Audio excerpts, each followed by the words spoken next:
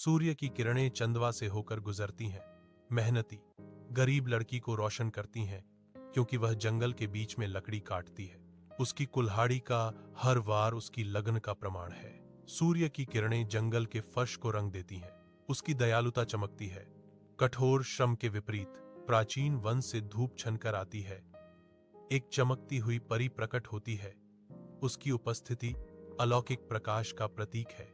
अपने नाजुक हाथ में वह एक चमकदार प्याला ऊपर उठाती है, जो एक कोमल आमंत्रित सुनहरी चमक बिखेरता है।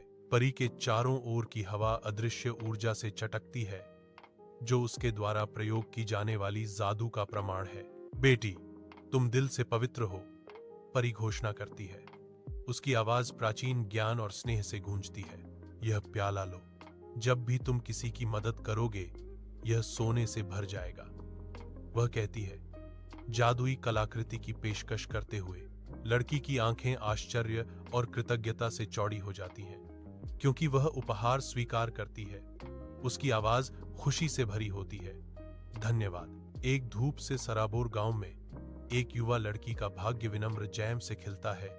उसकी दया गलियों में फैलती है। वह गरीबों को अपना हाथ बढ़ाती है, उन्हें भोजन और आशा प्रदान करती है। बीमार उसकी देखभाल में ठीक हो जाते हैं। उसकी उदारता शरीर और आत्मा को ठीक करती है। जरूरतमंदों को भोजन कराया जाता है। उनकी आंखों में कृतज्ञता चमकती है, क्योंकि वह अपनी दौलत बांटती है। गांव फल फूल रहा है।